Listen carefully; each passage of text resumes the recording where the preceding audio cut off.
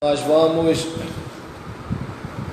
falar, deixa eu ver aqui, nós vamos falar aqui sobre Lamentações, mas antes de nós comentarmos por Lamentações no geral, nós vamos aqui a partir do livro Introdução ao Antigo Testamento, de Werner Schmidt, pegar o comentário que ele faz sobre Cantares, Lamentações, Ruth e Esther,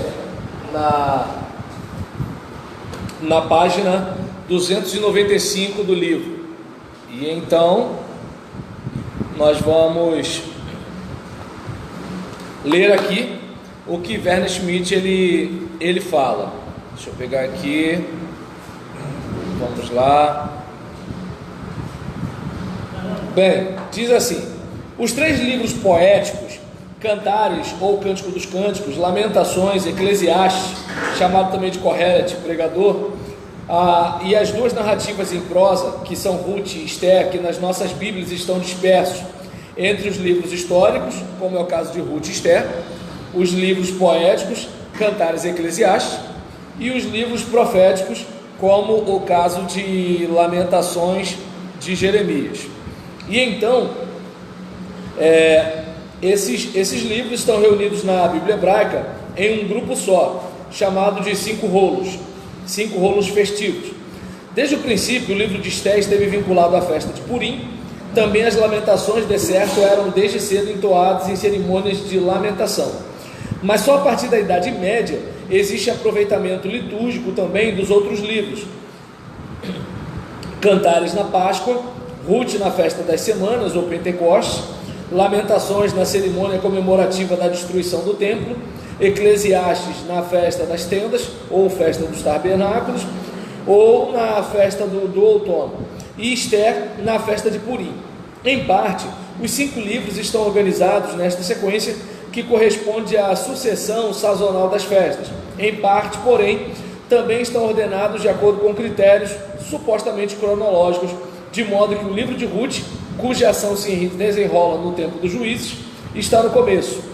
É que na terceira parte do cânone, nos escritos, ainda se percebe certa liberdade. E aí a gente vê, né, que assim, Cantares, como mostra também Ruth e Eclesiastes, mostra claramente como a relação interna dos livros com as festas pode ser reduzida. E aí está aqui, interpretou-se de forma bastante variada o Cântico dos Cânticos, isto é, o cântico que supera todos os outros. Cantares, apesar de sua linguagem natural, em analogia às falas metáforas dos profetas, como Oséias 1-3, Jeremias 2, Ezequiel 16, Ezequiel 23 e também Isaías 5. A interpretação alegórica transfere o relacionamento entre amantes ou noivos celebrado nos cânticos ao relacionamento de Javé com Israel. Esta interpretação, que remonta aos primórdios do judaísmo, foi modificada pelo cristianismo no sentido de o relacionamento entre amantes ser entendido como o relacionamento de Cristo com a igreja, ou também com a alma piedosa ou algo parecido. Porém, o significado literal do livro dificilmente oferece subsídios para tal compreensão. E a interpretação cultico-mítica entende os cânticos no seu sentido original, mais ou menos obscuro atualmente, referindo-se à relação entre um deus e uma deusa. No segundo plano estaria o ritual do casamento sagrado, que no mínimo teria influenciado a linguagem utilizada. Certamente há, às vezes, afinidades linguísticas com textos cultico-míticos, mas no seu todo, Cantares não se explica senão de forma forçada a partir deste contexto. C. A interpretação natural, literal, compreende Cantares como uma coleção de diversos cânticos de amor, originalmente independente. A estrutura geral não mostra uma unidade coesa direcionada a um objetivo, nem apresenta um enredo dramático.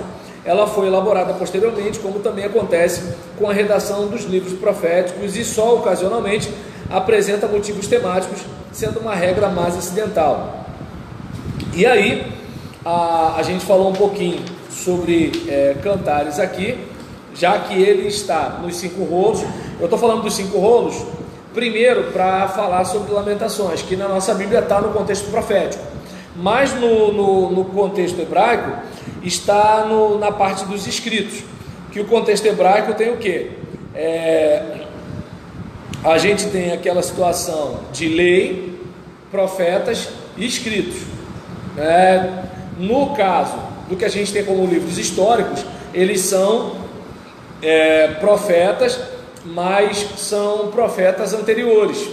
E o que a gente tem como profetas maiores e menores, para eles são profetas também, né? E enquanto isso, a gente tem Salmo, Provérbios, naquela questão de poético para a gente. Enquanto a gente observa aqui que Cântico dos Cânticos, Eclesiastes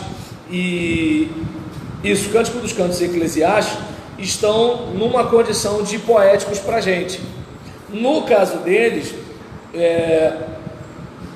inclui Ruth, Esther e Lamentações nesse mesmo contexto.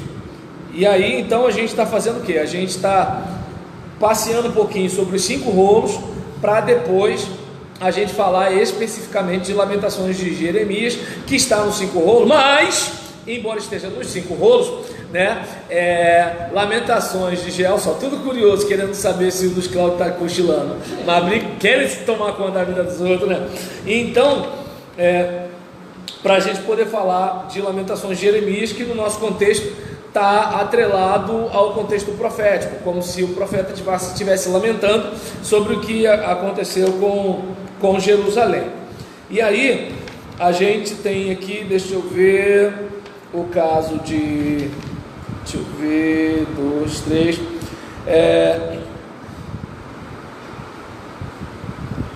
por exemplo, a gente tem num caso de lamentação e confiança em Deus no sofrimento, também relata o livrinho de Ruth, embora o faça de maneira diferente, de forma narrativa.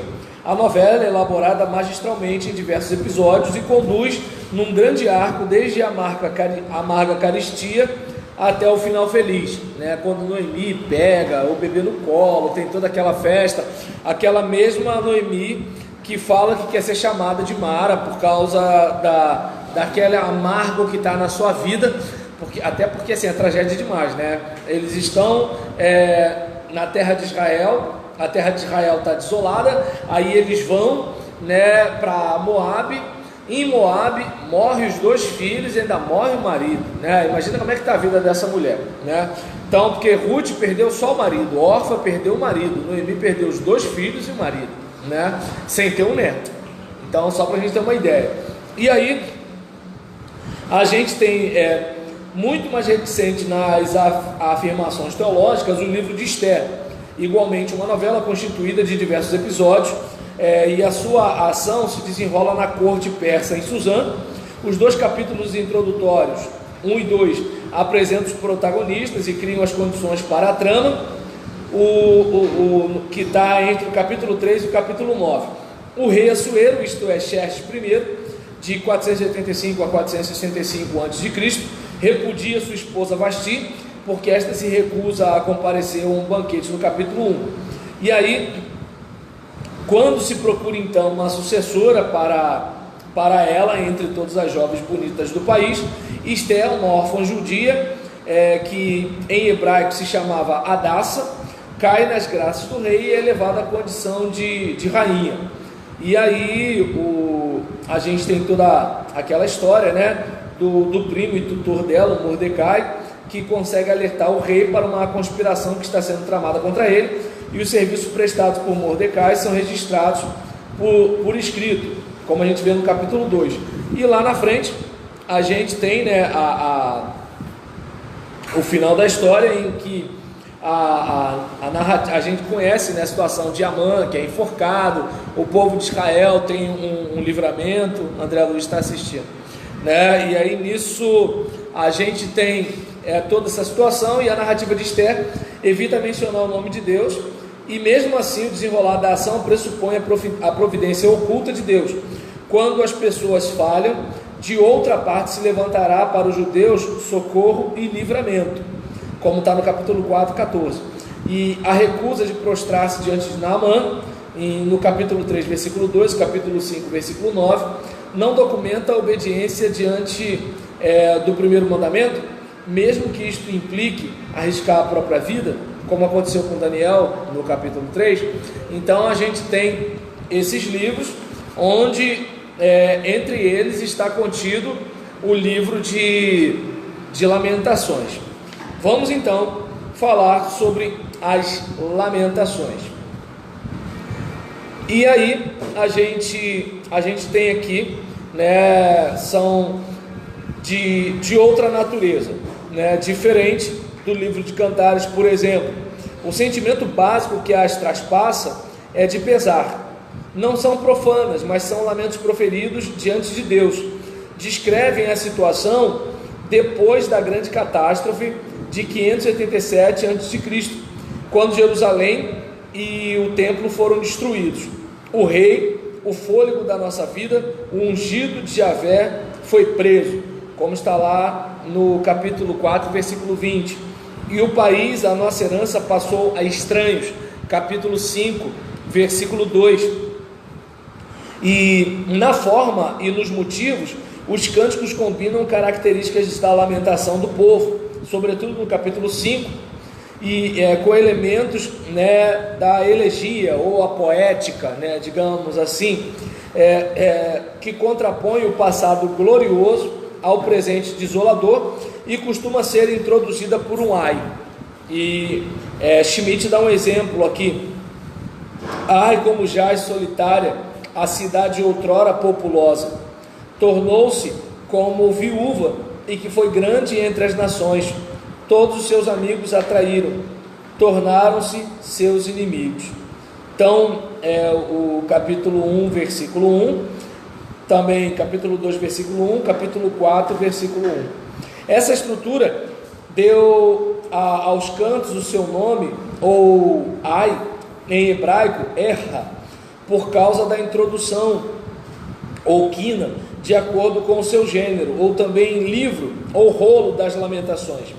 Os 4 primeiros capítulos contêm cada um 22 estrofes, e cada estrofe tem 3 ou 4, ou no capítulo 4, 2 linhas.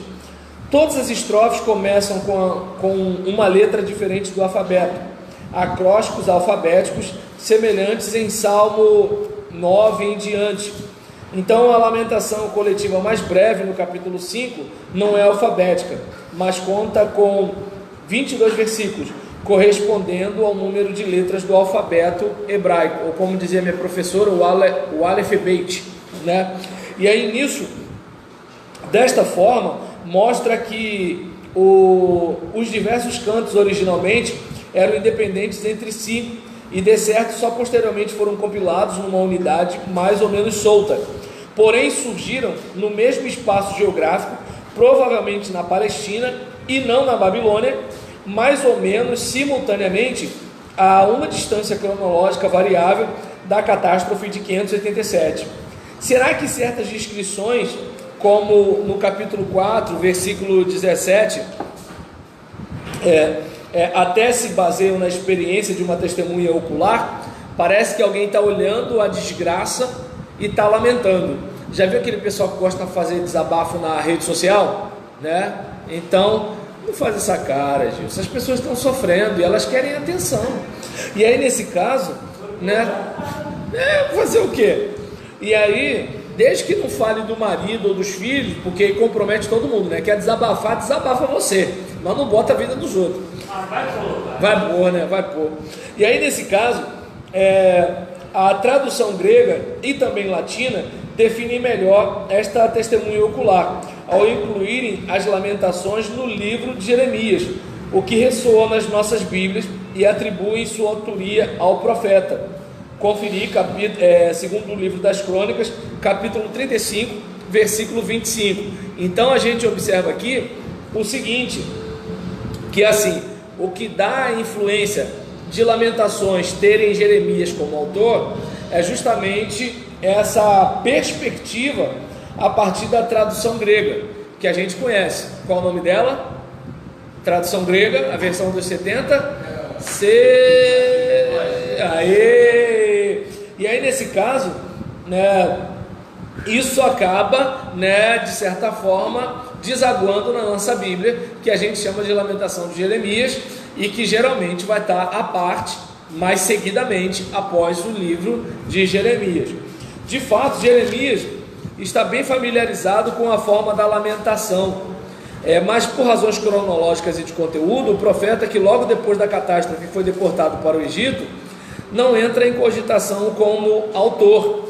Tampouco se sabe se as lamentações têm um ou mais autores, mas claramente, deixa eu só olhar um negócio aqui, espera aí.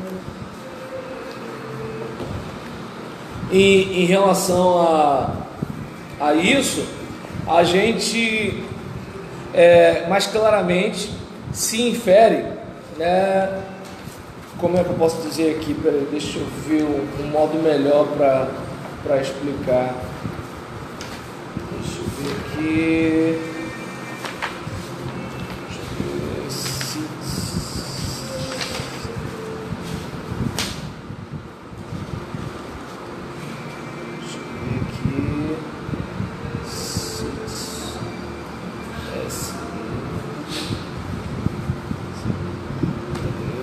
Só um momento.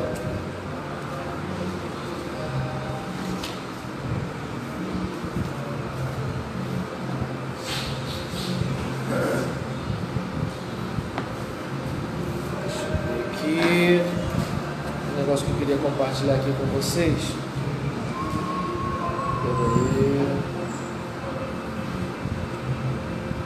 Eu vou observar aqui uma coisa que é bastante interessante para a gente, né? Que assim, se as lamentações, sobretudo o capítulo 1, não foram elaboradas de antemão para o culto, foram em todo caso logo usadas em cultos de jejum ou de luto, em que se relembravam periodicamente os acontecimentos terríveis de 587.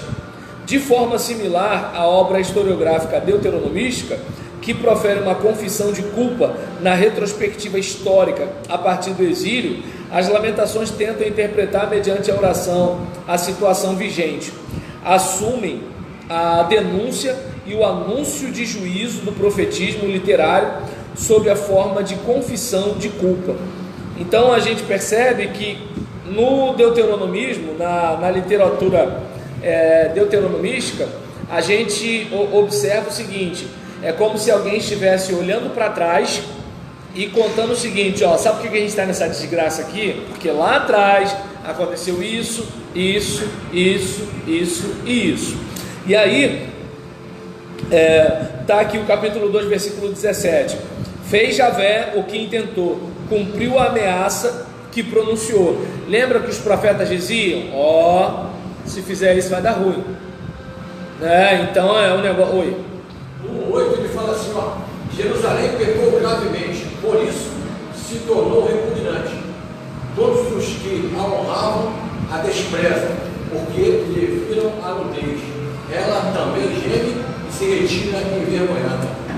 Tristeza, né? Aí eu tô vendo que o negócio ficou sério aí. A gente percebe que assim, a proposta... Ela pensava que nunca fosse cair. Exatamente. Deu para entender? É aquela questão, aí eu volto a lembrar daquela música, né, do Sérgio Lopes, né, caminhava triste o povo forte do Senhor, né? Então é aquela questão de assim, olha, a gente está numa situação imbatível, e aí nessa situação o que acontece?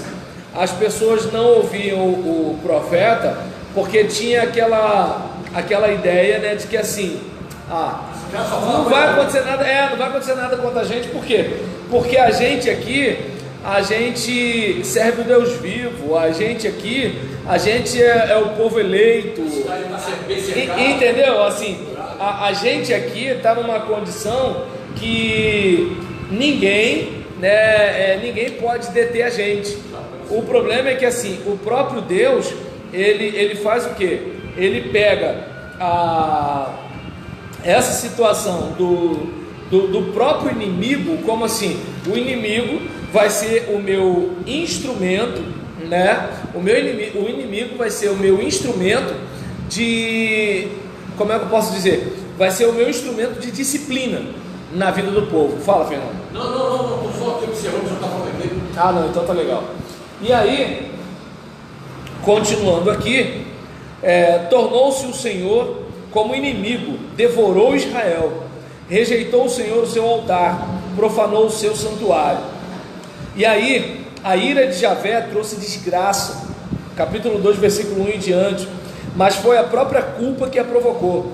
Jerusalém pecou gravemente, capítulo 1, versículo 8, e grande parcela da culpa cabe aos profetas de salvação. Lembra, né, daquela questão, né, dos profetas que furtavam a palavra de Deus? É aquele caso, assim, eu tenho batido nessa tecla várias vezes, né, que assim, o político, ele é representante do povo, né, mas o profeta é representante de Deus. Então, vamos pegar uma coisa simples. O que está acontecendo?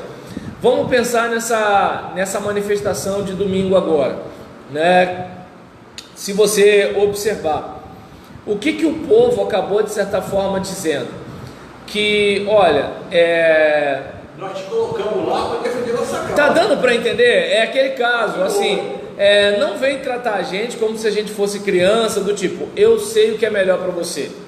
Porque na hora que a gente votou em você, a gente votou em você porque você disse que ia representar a gente lá. Aí agora que você está lá, você diz que não é bem assim. Então, por exemplo, o povo vai ser a bateria para alimentar o Estado, em vez do Estado ser um mecanismo para servir a sociedade. Então, é aquele caso, o político, o mandato do político não é do político, o povo conferiu ao político. Então é importante a gente pegar essa questão do profeta.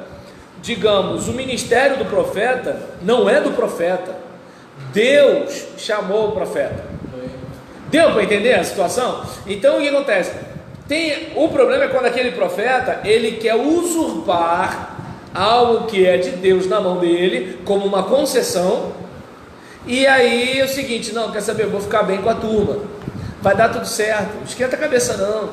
E aí o povo, pô, esse profeta é legal. Mas aí, como a gente vai observar aqui, a referência que Schmidt faz no capítulo 2, versículo 14, no capítulo 4, versículo 13. Os teus profetas te anunciaram visões falsas e absurdas, e não manifestaram a tua maldade para restaurarem a tua sorte.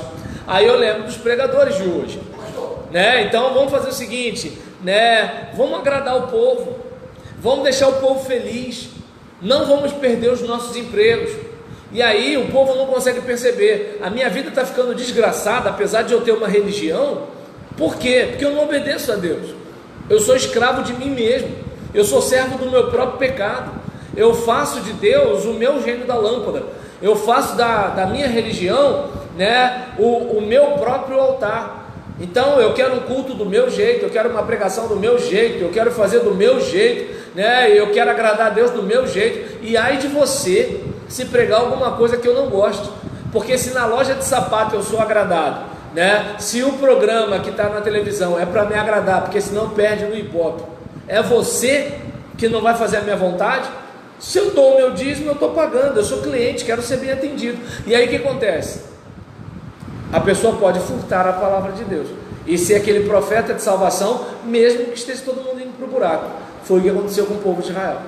Pastor, aqui no 14, aproveitando o gancho aí, ele fala assim, ó, os teus profetas te anunciaram visões falsas e absurdas e não manifestaram a tua maldade.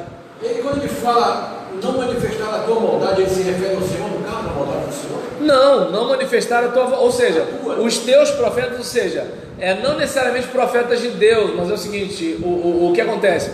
Profetas que assim, como é que eu posso dizer? A tua maldade do povo, né? Porque o que acontece? É aquela situação de, vamos pensar em Balaão como um profeta contratado, Por que Balaque fica mordido com Balaão? Porque Balaão foi contratado, literalmente, né? Balaão foi contratado, né, para agradar Balaque. Balaão foi contratado para amaldiçoar Israel. Então o profeta contratado é o seguinte: faz isso, senão não te pago.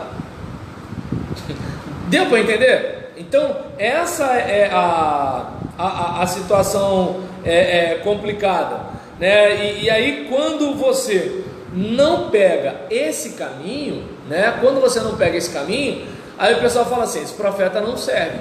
Que foi o que aconteceu com Jeremias? Preso, espancado, mas o que ele falou aconteceu. Deu para entender? Né? Então é algo para.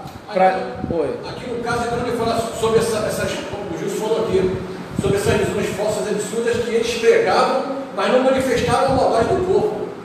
Tá dando para entender? Então, essa é a questão complicada. E aí, a gente, por exemplo, vai ver o restante aqui, dizendo para nós o seguinte, né? Com esta acusação, as lamentações concordam com a polêmica dos profetas literários, como a gente vê em Jeremias, capítulo... Meu Deus, Rodrigo Rossi está assistindo a gente, estou lascado. E aí, como a gente vê, né, aquela situação, por isso que, observa bem, a gente vê uma situação, a tradução grega nomeia Jeremias, embora os pesquisadores tenham dificuldades de entender que seja Jeremias, mas esse clima, né, para baixo, esse clima assim, vocês, brincadeira, o que vocês fizeram? E aquele clima do tipo, mas meu Deus, por que você fez isso com a gente? Então assim, esse clima é aquele clima melancólico de Jeremias.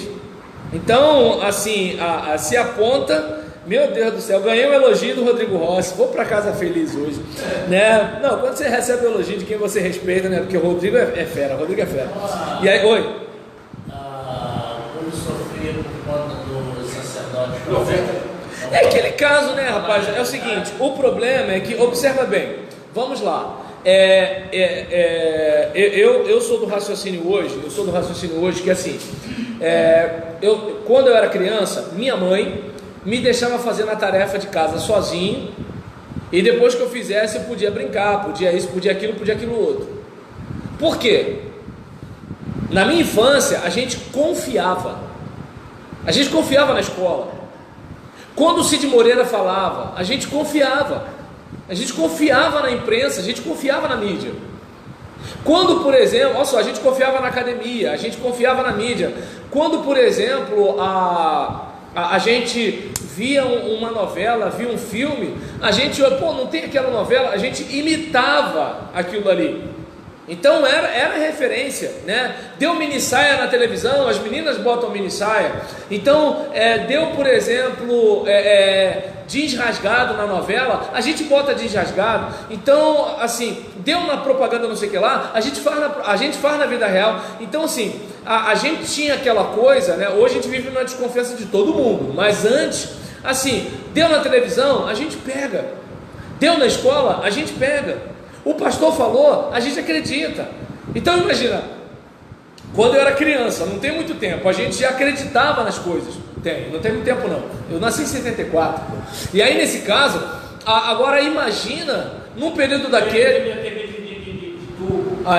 Então, aí por exemplo, ele pegou as época que não tinha nem TV, pô. Que eu peguei de tudo, né? Então, né? Aquele de válvula. Então...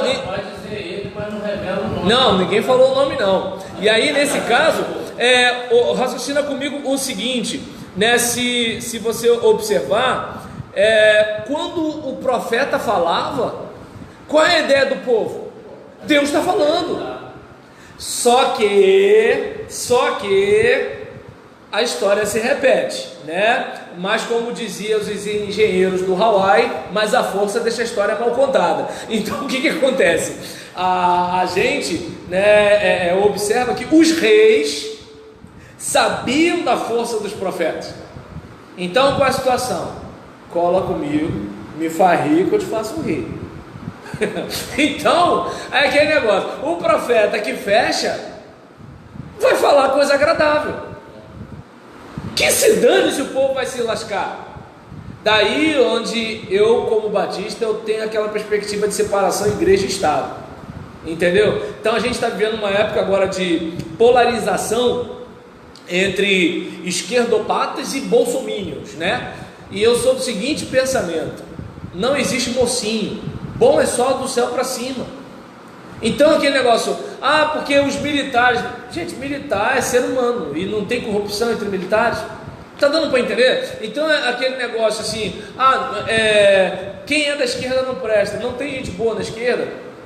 Todo mundo da direita é do bem, não tem gente que não presta na direita. Porque o centrão é do mal. Não, peraí, mas o centrão nunca apoiou nada que fosse positivo. A questão é a seguinte: a gente vai observar que assim, a gente como crente, a gente não deveria nem satanizar e nem divinizar a questão política. A política é feita por homens, e homens são barro e sopro. Aí eu lembro da palavra, né, de Satanás para Deus: pele por pele, tudo que o homem tem dará pela sua vida. Ele só se deu mal porque Jó era um cara diferente, Jó era um ponto fora da curva, Jó era uma exceção. Jó arrancou elogio do próprio Deus, é diferente. Mas está dando para entender? Mas agora, o que Satanás está falando, embora ele seja o pai da mentira, peço desculpa aos senhores telespectadores, mas assim, embora o diabo seja o pai da mentira, mas pele por pele, tudo que o homem dá, dará pela sua vida. Não é o que acontece hoje? O povo que se lasque, o meu filho tem que estudar numa boa escola, o povo que se lasque, eu vou ter um monte de benefício. O povo que se lasca, entende? Não me interessa se o meio de comunicação está induzindo a molecada a ser uma molecada drogada, vendida e prostituída. Pelo contrário, ainda vamos fazer homenagem a determinados canais e vamos chegar lá e falar: não, vocês são maravilhosos. Claro, são eles que me ajudam de certa forma. Então eu vou fechar, né, com segmento tal, segmento tal, segmento tal. Agora, o aparelho religioso vai entrar nisso? Está dando para entender? Então, digamos, será que eu estou realmente sendo profeta, pegando o caminho de assim, malhar só um lado, malhar só o outro? Entende? Hoje, por exemplo, eu estava conversando com a minha esposa, né, assim, por exemplo, se fala muito da corrupção no período do PT. Só que as pessoas não param para pensar que é o seguinte: gente, não sou petista, por favor, tá bom? Só para explicar, amigo, paz. Aí nesse caso, o que acontece? Eu estava conversando com a minha esposa isso. Se a gente observar, qual foi o problema? O problema é que a regra do jogo mudou no meio do jogo, e mesmo mudando, não mudou bem, porque a gente percebe algumas situações. Aí é aquela situação, vamos lá, Gilson, né, que deixou claro que não vai para o ministério pastoral, então eu posso citar o caso dele para vocês não acharem que é praga. Então Gilson vai assumir uma igreja. Gilson está com um carrinho Corcel 2 lá de antigamente, corroído. Não é aquele Corcel 2 que o Fernando teria de colecionador, mas aquele Corcel 2 do cara que vende os 30 ovos, que vendeu para ele. Aquele que nem a polícia prende. Não, hoje não tem mais isso não, né? Que prende para mandar pro depósito. Por quê? Porque sabe que ele não vai tirar. Não vai tirar. Então ele nem prende. Aí nesse caso, o que acontece? Pastor Gilson, dependendo de como a gente tiver a nossa reunião aqui, o senhor pode trocar de carro. Aí ele pensa no carro velho e ele pensa na integridade dele. Deu para entender? Se a gente pensar como Jeremias, vai ficar com o carro velho, miserável. Amém. Deu para entender? Agora, se pensar como os profetas do vai dar tudo certo, aí pronto, já chega de Tucson no domingo seguinte. Mas aí eu pergunto, aí é o que eu estou dizendo, aí eu pergunto, às custas de quê? Da tragédia do povo. Que embora está todo mundo lá dizendo: eu quero conhecer Jesus, mas mentindo, está entendendo? Adulterando, violência física, violência doméstica, abuso sexual, violência psicológica, tá entendendo? Mentira em nome de Deus, fazendo piquenique às custas de ônibus que político paga. E cadê a autoridade profética para reclamar com o vereador? Ué, se eu sou vereador e te comprei, pastor, o que tu vai reclamar aqui? Você não tem condição profética nenhuma, não era para você reclamar nada aqui. Então, qual é a situação que a gente observa aqui, né, do profeta Jeremias? A gente verifica no caso dele, que ele está numa situação em que assim, deu tudo errado, porque esse povo pegou esse caminho, Senhor, porque assim, a desolação, aí todo mundo lembra de Jeremias, mas lembra daquilo que eu falei sobre a autenticidade, entre aspas, porque o que acontece? Eu posso ser uma pessoa inspirada pelos ensinos do pastor Fernando, ter anotações dos sermões do pastor Fernando. Por exemplo, eu conversei com um jovem outro dia, ele falou que tem todos os esboços de quando eu preguei na igreja dele.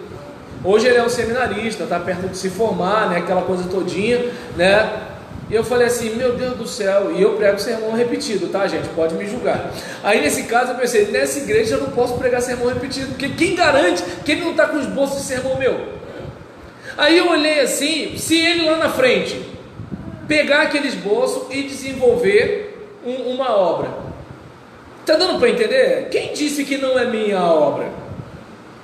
Entende? É mais ou menos a situação. Entretanto, na perspectiva, no aspecto historiográfico, a questão é o seguinte: se é da mão do Fernando, é da mão do Fernando. Não é uma questão de inspiração, de influência, de não sei o que, de não sei o que lá. A perspectiva deles não era uma perspectiva de copyright, não era uma perspectiva, né, de registro na Biblioteca Nacional, não era uma perspectiva de direitos autorais, era uma perspectiva diferente. Nós somos da escola de fulano de tal. Então, há uma situação desse tipo. Antes de eu terminar, você tinha feito sinal? A resposta do Jefferson ali, em cima desse versículo 14, do 2,14, ele fala aqui sobre visões falsas, absurdas e não manifestaram a tua maldade, olha só, para restaurarem a tua sorte, mas te anunciaram visões e sentenças falsas que te levaram para o cativeiro. Ou seja, os profetas, eles sabiam, erraram, sabendo o que estavam fazendo. Você percebe a malignidade do negócio? Porque eu não sei quem é o autor da frase, mas que diz o seguinte: as piores maldades são as maldades cometidas pelos religiosos. Essa é a parte complicada, porque o aparelho religioso não tem que ser nem lulopetista, nem bolsonarista. O aparelho religioso é para trabalhar a fé das pessoas. O aparelho religioso é o seguinte: olha, há um alento em Deus, há um conforto em Deus. Se você melhorar, sua família melhora. Se você e sua família melhorar, a sociedade melhora. Se a sociedade melhorar, a política melhora. Porque o político não vem de Marte, o policial não vem de Marte, o juiz não vem de Marte. O problema é que é o seguinte: a gente não quer mudar, mas a gente quer mágica. E aí qual é o problema do profeta com o povo? O profeta diz: cara, sabe por que tu tá desse jeito? Porque você come cigarro. Por isso você está desse jeito. Sabe por que você está com esse problema aí? Porque você tem má postura. Sabe por que você está com esse dente desse jeito? Porque você não escova os dentes. Ou seja, faça uma reflexão sobre a sua vida, começa a mudar, tá entendendo? Sabe por que sua situação cardiorrespiratória está assim? Você não faz atividade física. Então a ideia é o seguinte: cara, mude. Se você não mudar, sua vida não muda. Aí eu pergunto, quem quer escutar isso? O pessoal que é um gênio da lâmpada. Ou seja, eu tomo cerveja, mas fico com barriga tanquinho. Eu me encho de sonho, eu me encho de rosquinha, tá entendendo? Eu me encho de doce, eu vou na padaria todo dia, eu me encho de chocolate, eu me encho de um monte de coisa. E aí eu quero o quê? Eu quero ter uma barriga rasgada, uma barriga trincada, bonitinha. Não dá, gente. Não tem como. Ou seja, tudo tem um preço a se pagar. Você não vai passar para a Polícia Federal, filho, assistindo Naruto todo dia. Não vai, pô. Esqueci, você não sabe o que é Naruto. Estou falando em outro contexto aqui. Vai. No caso aqui, os profetas faziam isso, então, para agradar o que? O governante civil, talvez. Lembra do exemplo que eu dei do corcel velho do Gilson? É aquele caso, rapaz. Ué, mas é o jogo. É o jogo. Ou você acha, me diz um negócio, ou você acha que todo mundo que votou no impeachment da Dilma não fez nada para tentar tirar alguma coisa dela na caminhada dela? Ou você acha que todo mundo que está contra o Bolsonaro está contra o Bolsonaro em nome do bem? Você acredita nisso? Ou você acha que todo mundo, né, que massacrou o Lula, massacrou o Collor, tá entendendo? Você acha que era todo mundo, eu estou do lado do bem e ele é contra o mal? Vamos e venhamos, rapaz. Depois que isso pro senhor, sinceramente. Cara, é como eu disse. Não, eu estou falando sério assim, rapaz. Eu não acredito em ninguém, eu não acredito nem em mim. Até eu vacilo comigo. Tá entendendo? Até que ponto a minha defesa é uma defesa pura minha ou é uma defesa por causa de uma mente condicionada? Entende? Por que, por exemplo, né, o garoto da favela, ele prefere ser marginal do que ser um pedreiro? Porque está no consciente, de geral, que é o seguinte: aquele cara é o maioral. Ele vai pegar as meninas mais bonitas, e um garoto não quer pegar as meninas? Está entendendo? Os velhos também querem, só que não conseguem nada. Aí nesse caso, na situação, por exemplo, no Rio não é triste a história, Patrícia. Aí nesse caso os velhos querem, mas aí nessa situação, não, Janete é da mesma faixa, é outra mesmo, né? Se não, aí deixa quieto. Então se não resolver o problema dele, tá ruim mesmo. Aí nesse caso, né, por exemplo, em relação a isso, né, onde eu quero chegar? Que assim, todo mundo quer de certa forma ficar numa boa. Só que esse uma boa às vezes pode custar a desgraça de alguém, que é o que o religioso fez, né, no aspecto político. Vai dar tudo certo, rei. Você é 100%. Ninguém pode derrotar você. Só que os reis estavam tudo desviados. Mas o profeta é contratado. O profeta vai ser o quê? Marqueteiro. O profeta vai fazer o quê? Publicidade. Deve chegar ainda no capítulo... Desculpa o desabafo, gente. O senhor deve chegar ainda no capítulo 4. Está aqui no... E não votei no Collor, tá, gente? Olha a minha idade. Quem votou no Collor foi o Jefferson. Capítulo 4 diz assim, ó. Pode ir cacete. Diz assim: quando Jerusalém... Não. 4:11. O Senhor Deus descarregou o seu furor, derramou o fruto da sua ira, ele pôs fogo em Jerusalém e a arrasou até o chão. Aí vou ler o 13. Tudo isso aconteceu por causa do pecado e da maldade de seus profetas, dos seus sacerdotes. Mas culpado de causar a morte de pessoas inocentes. Mas porque é o seguinte: o profeta é um homem de Deus, lembra? O profeta é um visionário. Olha só, o profeta é o cara que está na dimensão espiritual, recebe revelações de Deus e comunica para o povo. O cara já gosta de fé pública, todo mundo acredita no cara. Hoje não, hoje a gente não acredita em nada. Mas agora, por exemplo, naquele contexto, não, tem, mas não é que nem antes. Então, naquele tempo, entende? O pessoal, exatamente porque a nação era religiosa, não era um estado laico. Então o que acontece? O profeta, ele era aquele cara. Aí eu pergunto, qual profeta que você vai querer escutar? Aquele que fala assim: se entrega logo, porque Deus vai usar a nação inimiga para acabar com a gente. Ou o outro que fala assim: o Deus que abriu o mar vermelho, o Deus que derrubou a muralha de Jericó, o Deus que abriu o caminho do Jordão para o povo passar, o Deus de Moisés, o Deus de Davi. Deus não vai deixar a gente morrer. Quem tem promessa não morre, já diria Marquinhos Gomes. Aí nessa brincadeira, raciocina comigo. Pô, gente, pelo amor de Deus. Aí o pessoal faz o quê? Jeremias está com encosto. Não, vamos e venhamos. Tu vai escutar um profeta que 40 anos de ministério não ganha ninguém se converte. Se tu ficar 1 ano e ninguém se batiza, nego já fala que tu não é espiritual. Imagina 40 anos sem ninguém se converter. Ou seja, o profeta era um homem de... O Jeremias, ele era um homem de Deus, mas ele estava numa nação que assim, era uma nação assim, é uma religião nominal. É aquele cara que, por exemplo, ele vai para a missa, ele vai para o culto, tá entendendo? Ele vai lá no terreiro, Mas assim, ele negocia a fé dele com aquilo que mais interessa.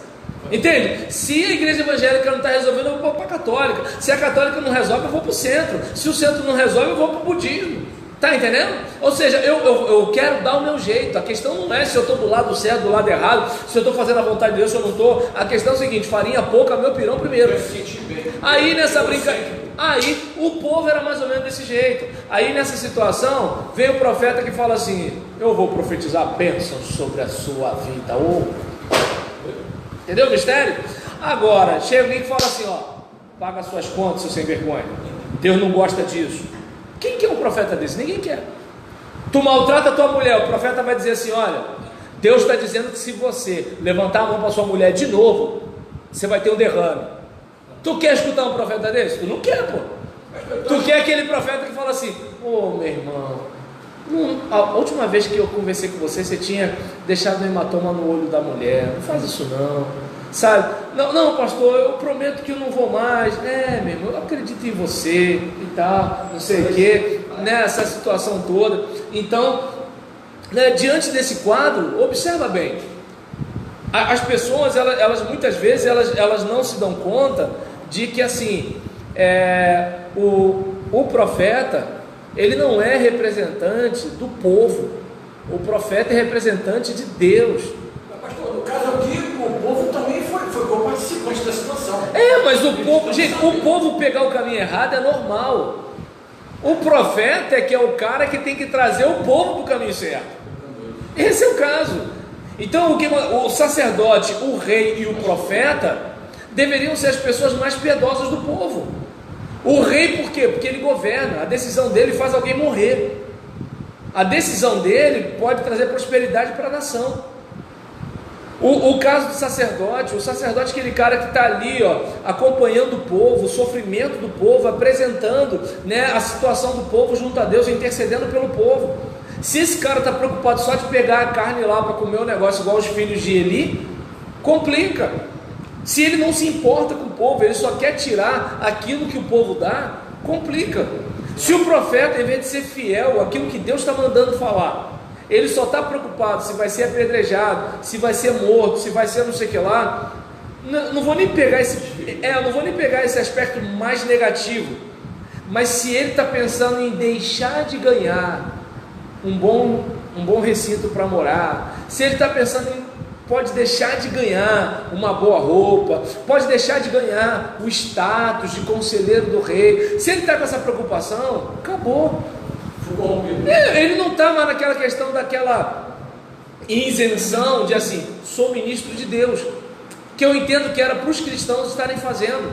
Cara, eu entro no Facebook, é mal barato, é uma polarização. Eu vejo o corpo de Cristo sangrando, porque eu vejo irmãos de fé brigando por questões temporais e gente de carne e osso igual a gente. Pelo amor de Deus. Ou você acha que, todo santo tem um passado, filho? O profeta não poderia ter medo de risco de vida, né? Isso, só que a questão do falso profeta não é só a questão da preservação da vida, que você até entenderia, mas a questão do profeta em algumas situações tem a ver inclusive com o interesse pessoal. É aquele caso assim: se o povo vai se lascar, eu não estou nem aí. Meu filho tem que estudar numa boa escola, posso fazer nada. Esse é o caso.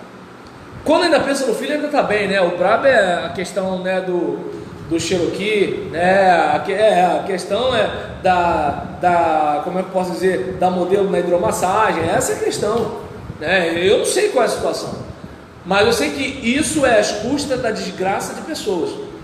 Porque enquanto o nosso Supremo tem lagosta, a gente tem gente morrendo de fome. Aí eu pergunto, eles não ganham o suficiente para comprar lagosta? Precisa, por exemplo, ter toda a cachaça envelhecida? Precisa de coisa desse tipo? Agora eu pergunto, a gente vai denunciar erros ou a gente vai dar nome o seguinte, só quando é fulano? Esse é o problema. Essa é a questão. Por exemplo, o que está acontecendo com o aparelho religioso? A gente tem aquela questão de religiosos principalmente de matriz cristã, né, seja protestante ou católica, naquele caminho de Bolsonaro é um homem de Deus. Aí vem esse caminho. Aí, ou seja, qualquer decisão que o Bolsonaro tomar, todo mundo aprova.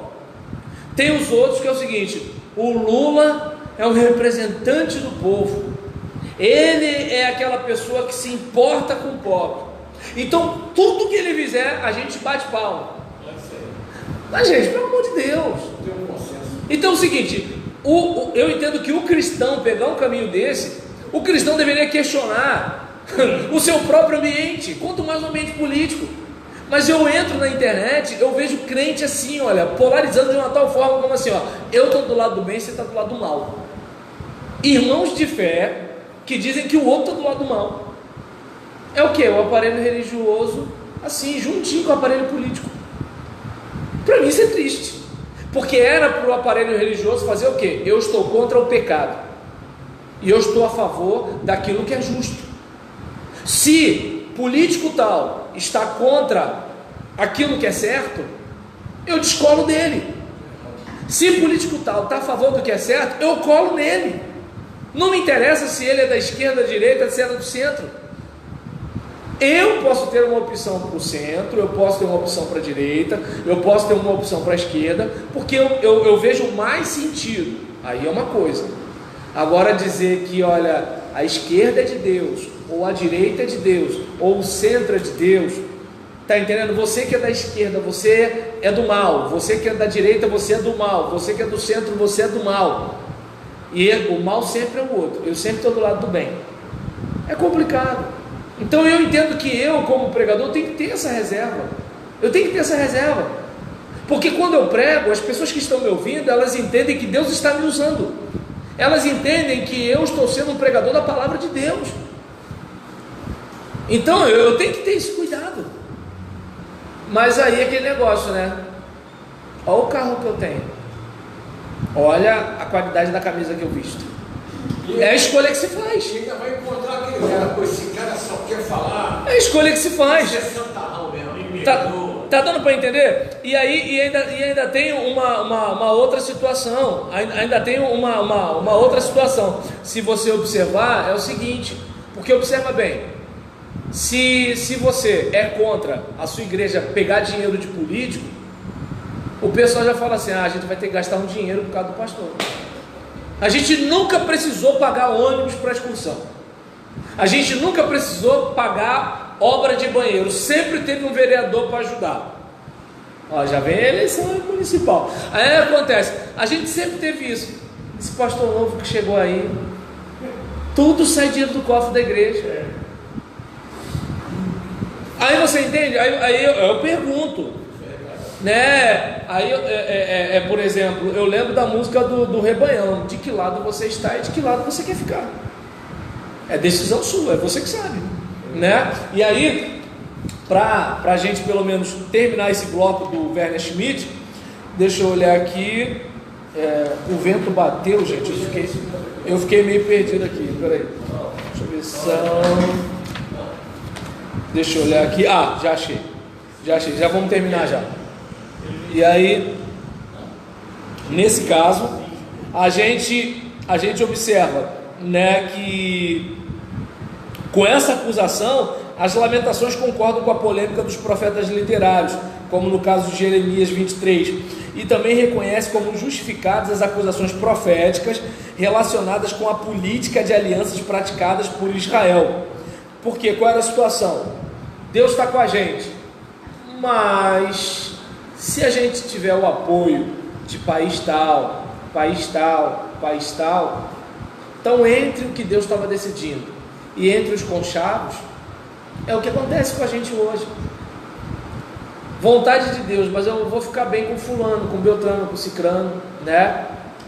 Pô, Luiz Cláudio é o cara forte da igreja, eu tenho que colar com ele, porque se eu descolar dele, ele consegue influenciar umas 5, 6 cabeças numa semana, entende? O Luiz Cláudio é o cara que dá geladeira inox de presente para o pessoal que vai casado. Eu não tenho como competir com um cara desse, então eu vou fazer média com ele. Aí é aquele caso, é a escolha que você faz. Aí depois o que acontece? Vai todo mundo pro buraco, por quê? Porque você que era o atalaia, você que era a voz profética, você que era para não sei o que, não sei o que, não sei o que lá, você fica aí, ao sabor do vento. E eu acho tão engraçado, cara, quando você vê assim, às vezes, uns pregadores ou uns pastores que assim, de acordo com o vento, ele é de uma linha, e a outra linha do mal. Aí muda, não sei o que lá, e agora não, o inimigo agora é outro. Aí tal. Aí você fica assim, caramba, o que é isso? Então é o seguinte, o político que consegue agradar mais, que faz um pouco mais de média, que faz alguma coisa, leva esse cara e ele leva o povo. E o povo fica sem ter consciência do que é o certo, do que é o errado. É um negócio para a gente pensar, né? E aí, em meio à miséria retratada nos seus pormenores, as lamentações invocam a Deus. Capítulo 1, versículo 28, capítulo 2, versículo 18.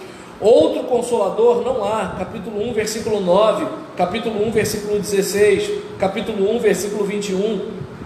E aí, só aquele que castigou pode ouvir a súplica e talvez atendê-la. A oração vive da certeza: o Senhor não rejeitará para sempre. Lembra, coloca sua boca no pó. Não está garantindo não. Talvez assim haja esperança. Talvez. Porque, ou seja, você fez tanta besteira, filho, que de repente nem Jesus. Tá entendendo? Se Jesus fizer alguma coisa, levanta a mão para o céu, porque ó, pelo que você plantou, filho, olha lá. E aí nisso, o Senhor não rejeitará para sempre, mas ousa articular esta esperança apenas de forma velada na súplica. Traze-nos de volta a Javé, para que sejamos como antes. Renova os nossos dias como dantes, a não ser que nos tenha rejeitado totalmente, estejas enfurecido sobremaneira contra nós.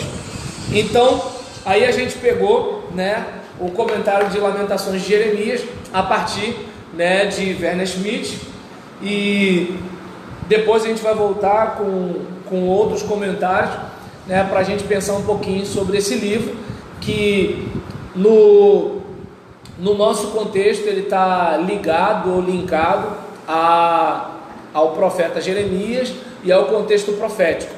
Entretanto, ele faz parte dos 5 rolos no contexto hebraico, que está lá nos escritos, que não está entre os livros proféticos.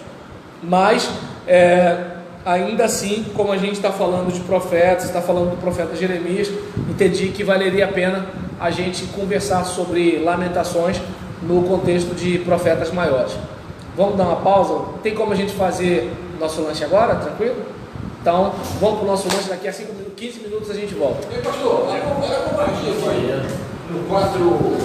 Gil, você trouxe carregador? Opa, me presta, por favor. Tranquilo. Ó, desculpa de falar aquele negócio, tá? Mas é que quando ele citou você, aí eu falei que assim, não, Janete está no teu top, dá para encarar, entendeu? Não, porque ele falou aqui. Não, é porque velho tem mania, né, desses negócios.